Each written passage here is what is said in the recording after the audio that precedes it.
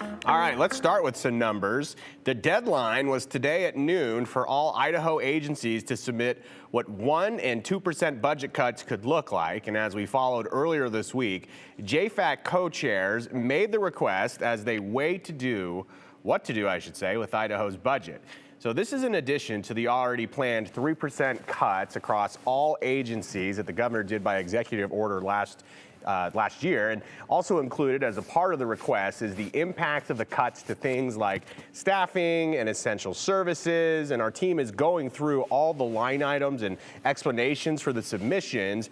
But what we have gone through so far, we can already find that there is a theme of concerns about what the impact of more cuts could be. For example, the Idaho Department of Correction wrote in their budget cut summary, it'll have to furlough all prison staff.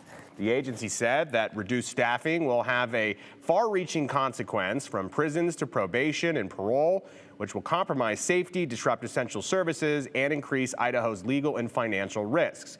Prisons would be forced into modified secure status, they say, meaning most inmates will be locked in their cells or barracks all day without access to rehab programs. And IDOC says that would ultimately result in more long-term costs to the state. We saw the president in that VO, as the state of Idaho is also weighing the impacts and cost of conforming to tax cuts in the president's One Big Beautiful Bill. So again, we got our hands on letters and budget reductions from all the agencies involved, including the Idaho State Police, the Board of Ed, and Idaho's higher education institutes. We're going to dig through those and we'll have a deep dive over the next few days. As we previously reported, this comes after JFAC leader Josh Tanner criticized the governor's proposed budget, calling it a budget with gimmicks that he believes isn't workable.